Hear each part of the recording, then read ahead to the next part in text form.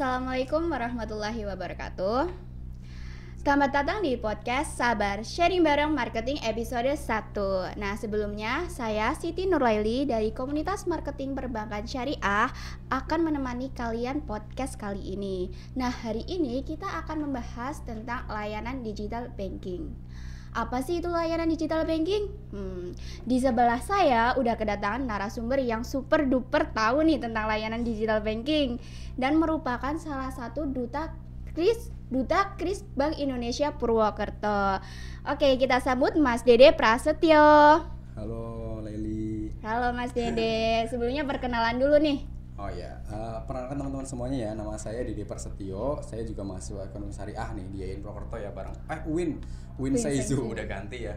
Semester 8 sekarang. Bentar Gitu. lagi ya Mas. Iya, bentar lagi ngapain?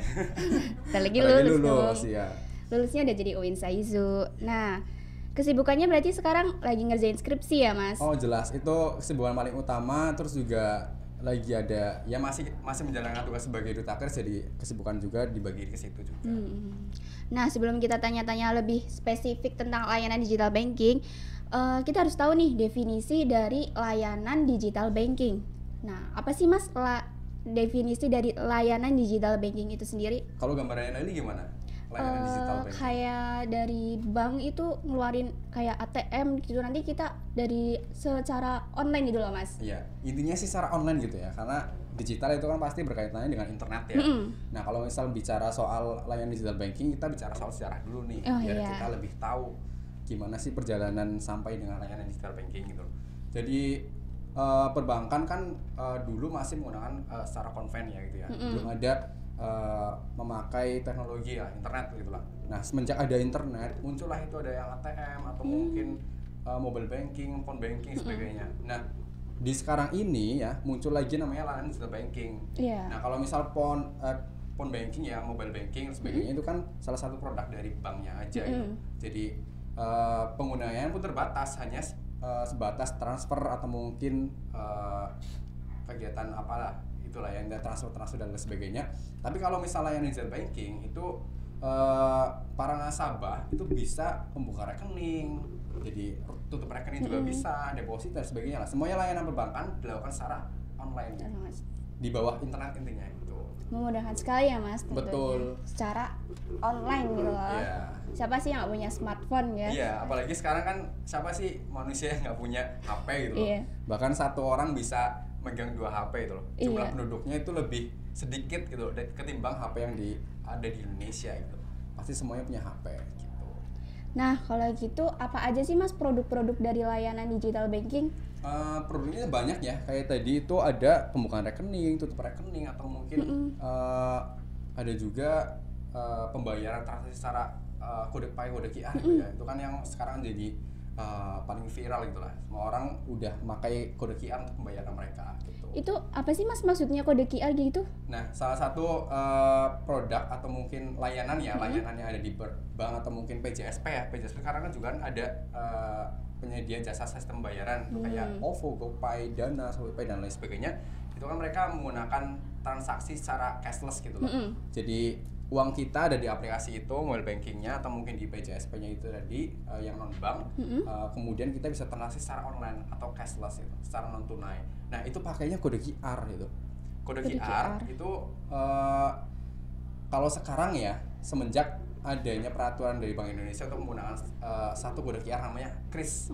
Jadi Quick Response Code Indonesia Standard gitu. Itu adalah standarisasi kode QR dari Bank Indonesia yang sebelumnya itu para PJSP itu ya, tadi penyedia jasa sistem pembayaran kayak OVO, GoPay, mobile banking kayak BRI, BNI itu punya kode QR sendiri gitu loh. Jadi misal Leli itu punya saldo OVO nih ya, mau ke kafe mana gitu loh, mana gitu misalnya, terus mau bayar pakai cashless tuh, pakai kode QR ya, pakai kris gitu, pakai kode QR ya, terus kok yang ada di kasirnya adanya kok OVO gitu, ShopeePay gitu loh. Padahal punya Leli kan OVO ya tadi, OVO ya. OVO. Nah, itu nggak bisa dilakukan pembayarannya karena berbeda penerbitnya gitu. Nah, tapi semenjak ada kris itu bisa dilakukan karena satu QR untuk semuanya. Asik. Gitu.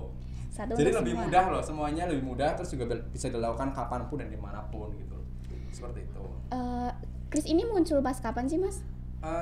Itu ada semenjak 2020 ya, tapi udah muncul sebenarnya tahun 2019, terus kemudian secara resmi diatur oleh Bank Indonesia untuk semua BJSP menggunakan kode QR-nya itu kris ya, kode QR-nya itu kris. Sejak pandemi ya Mas? Jadi pandemi juga sebagai momentum juga kan, momentum juga para perbankan atau mungkin penyedia jasa sistem pembayaran non banknya itu buat menggalakkan transaksi cashless gitu, atau mungkin secara non tunai, karena buat mengurangi kontak fisik juga kan. Jadi tidak perlu kita kontak fisik lewat duit gitu ya, lewat uang cashnya, karena itu kan berpotensi juga kan ya. Kita nggak pernah tahu bahwa uang cash itu tuh ada virusnya atau enggak gitu. Nah itu kan mengantisipasi juga biar lebih aman buat para nasabahnya, juga mengurangi resiko penularan COVID-19. Seperti itu. Pas sekali ya Mas. Pas sekali. Nah kayak gini Mas, itu kan diselenggarakan oleh penyedia jasa sistem pembayaran. Nah keuntungannya buat yang penyedia itu apa sih Mas? Penyedia mungkin keuntungan ke merchant-nya iya. Bagi para pemakainya, orang-orang kayak kita ya. Bagi para user mungkin ya lebih mudah ya, karena kita tidak perlu menyediakan lagi uang di dompet kita gitu loh. Jadi ntar Leli bisa pamer ke teman-temannya ya, orang ada duit ya kan, dompet ya. Iya nggak ada duitnya, tapi kan di rekening atau di apa banyak gitu. Karena kita menggunakannya transaksi secara digital ya, secara cashless gitu loh. Nah kita juga nggak perlu nyediain receh lagi, misalnya kalau kembali receh kan ribet gitu ya. Jadi kita nggak perlu didapatkan lagi dengan uang-uang receh gitu loh bagi para user ya.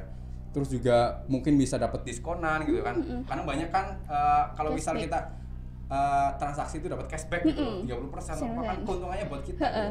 Nah bagi merchantnya mungkin jelas ya keuntungannya banyak gitu, karena tidak perlu menyediakan banyak kode QR ya, kayak tadi aku jelaskan kayak tadi tuh.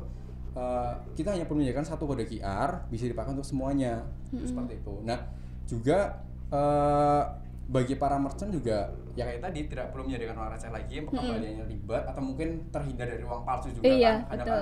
Ada nasabah misalnya Leli ya pakai uang palsu gitu kan, cuma tahu.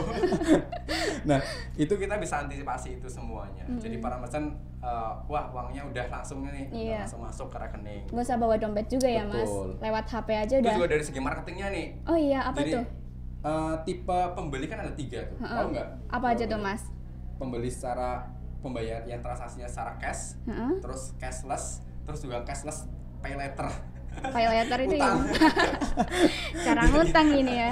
Nggak canda. Jadi ada tipe pembeli itu ada 2 ya intinya lah. Ada yang orang bayaran pakai cash atau mungkin bayarnya secara cashless dan non tunai gitu ya. Jadi kalau misal Leli itu punya cafe gitu ya, tapi hanya menyediakan uang cash saja, emangnya pembayaran lewat cash ya, itu kan pasti orang-orang yang pengen bayar pakai cashless kan tidak terfasilitasi. Betul nggak? Betul. Nah kalau misal kita menyediakan dua-duanya, pasti kan berpotensi orang yang karakternya bayar secara cash ataupun secara cashless itu terfasilitasi.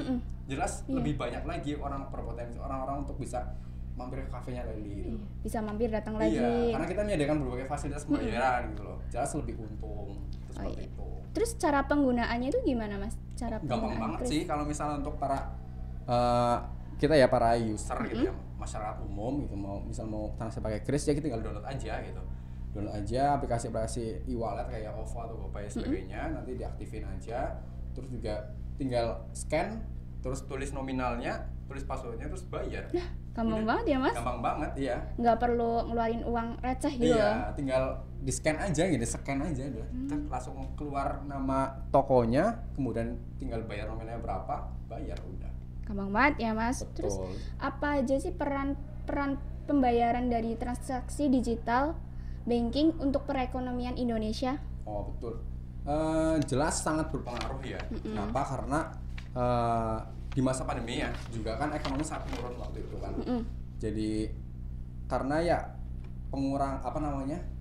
mulai sedikit transaksi gitu loh. Jadi kalau misal perekonomian kan bahas ya ekonomi mikro atau makronya ya. Misal dari mikro itu kan para UMKM dan sebagainya itu punya andil juga buat perekonomiannya gitu. Nah kalau misal para perusahaan kecil-kecil misalnya UMKM atau perusahaan besar gitu ya mulai sepi pengunjung, ya pastikan itu kan mengurangi juga atau berdampak terhadap perekonomian suatu daerah atau mungkin negara ya gitu. Nah kalau misal kita sebagai masyarakat banyak mulai membelinya, mulai mengunjungi mall atau mungkin perusahaan kita menggunakan jasanya ya, tentunya itu meningkatkan juga. Nah salah satunya tadi saya jelaskan, buat mengurangi kontak fisik gitu ya, biar kita lebih aman dalam belanja ataupun apa, kita menggunakan transaksi cashless gitu loh.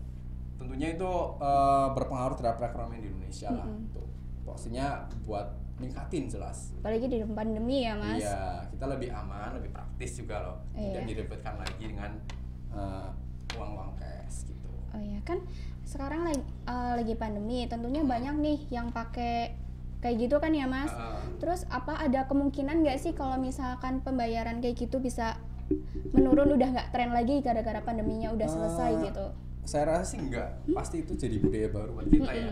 Karena kita secara tidak sadar kan pasti budaya-budaya yang muncul atau mungkin kegiatan-kegiatan yang kita munculkan di masa pandemi seperti ini, misalnya kayak kegiatan online, terus podcast ya bagi organisasi, terus juga kuliah online ya bagi Leli ya, itu kan jadi budaya baru. Mungkin dulu Leli waktu awal-awal pandemi ya, nggak mau kuliah online gitu, kayak offline aja. Tapi secara tidak sadar Leli tuh nyaman dengan kegiatan-kegiatan secara online. Rapat sekarang online pengennya, online aja lah biar nggak ribet gitu. Kuliah online belah gitu, rapat main kampus mager gitu loh.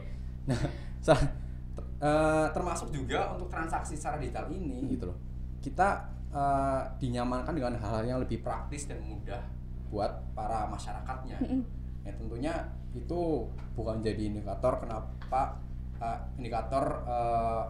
pengguna layanan digital itu akan nurun gitu, pasti bakal terus naik gitu seiring perkembangannya zaman ya Mas. Betul, kalau misal kita nggak ngikutin itu ya kita ketinggalan zaman gitu.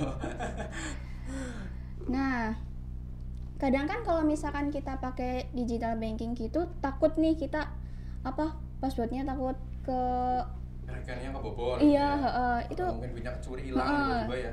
Gimana sih Mas solusinya kayak gitu? Yang pasti kalau dari segi perusahaannya ya, atau mungkin lembaga yang penyedia sistem pembayaran itu harus bisa meningkatkan keamanannya. Itu yang paling utama.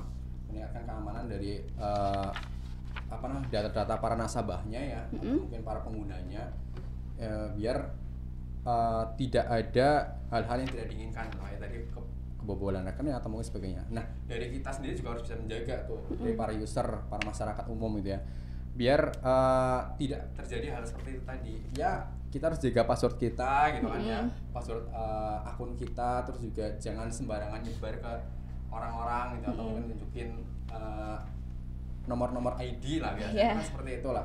Nah kita harus jaga itu semua karena itu sifatnya privacy buat kita gitu. Ya karena data-data kita ada di situ, juga duit kita ada di situ loh. Iya.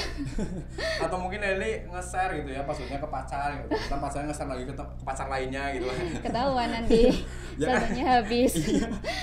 Nge-share lagi ke pacar lainnya habis nanti bulan gitu. Iya. Berarti kita harus jaga privasi password kita ya, Mas. Kita. Oke, yang terakhir kelebihan dan kekurangan dari transaksi digitalnya itu gimana? Apa aja sih, Mas?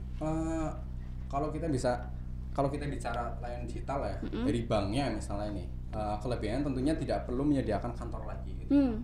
Jadi semua layanan perbankan atau layanan digital ini itu hanya perlu dilakukan secara online itu, tidak perlu lagi datang ke kantor atau sebagainya. Atau mungkin kalau misalnya Kris tadi ya, itu tidak perlu datang lagi ke merchantnya gitu. Ada itu namanya Kris ATM tanpa tatap muka gitu. Jadi kita misal beli sesuatu, bayarnya tinggal langsung aja kirim kode QR-nya lewat WhatsApp atau apa, kemudian scan, udah tanpa tatap muka gitu. Jadi bisa dilakukan di rumah atau dimanapun. Itu seperti itu. Nah juga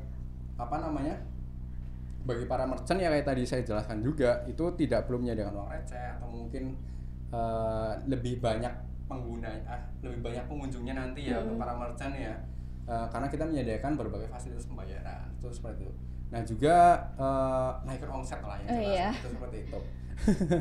Terus juga kalau kekurangan ya kekurangan pasti karena kita berbasisnya adalah internet, ya kekurangan di internet itu sendiri.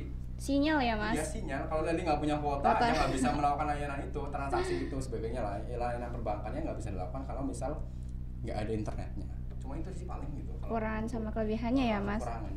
Oke nih, aku ada pertanyaan terakhir nih Mas, tapi di luar dari yang kita bahas. Nggak apa-apa ya Mas? Iya nggak apa-apa.